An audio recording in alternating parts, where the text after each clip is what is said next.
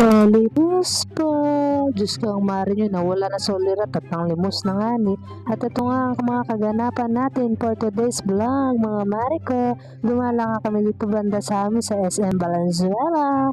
At ito kasama ko ang aking family, yung aking pamilya. At gumala-gala nga pala muna kami dito. Nag-relax muna kami, oh. Biruin nyo naman mga mare. Isang linggo magpapakananay ka at magpapakasawang hirap nun, ha. Kaya minsan-minsan naman mga mare ko, mga pare, gala nyo naman yung mga misis ninyo. Paramdam nyo naman sa kanila na hindi lang sila pang bahay, ano. Huwag naman lagi nakatinggang. Hirap din kaya, no. At ito na nga mga mare.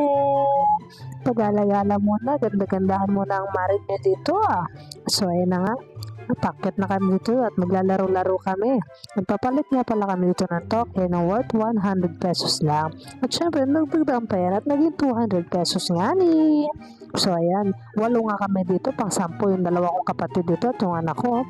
At ito na nga mare, pupunta nga muna tayo sa Polo Farm. Pupuntang Tagalog at inaantay na lang natin ang ating service at nag-book nga pala itong pare ninyo ng Grab. So, ayan na. Basakay na tayo.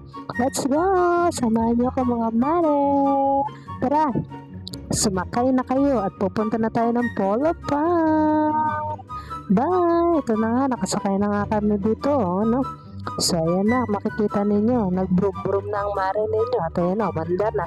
Kasi itong mga panahon na to, mga oras na to, mga mare, pupunta na kami yan.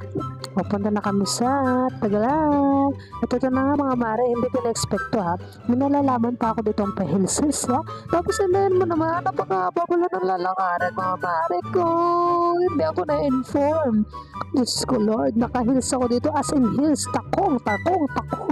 Tapos paglalakarin nyo lang pala ako ng pagkahaba-haba. Ano ba naman kayo mga mare? Sino may salarin? Lumabas dahil kukurutin ko yung singit. Lalabas ka o lalabas ka? Paalam mga mare ko. Thank you for watching.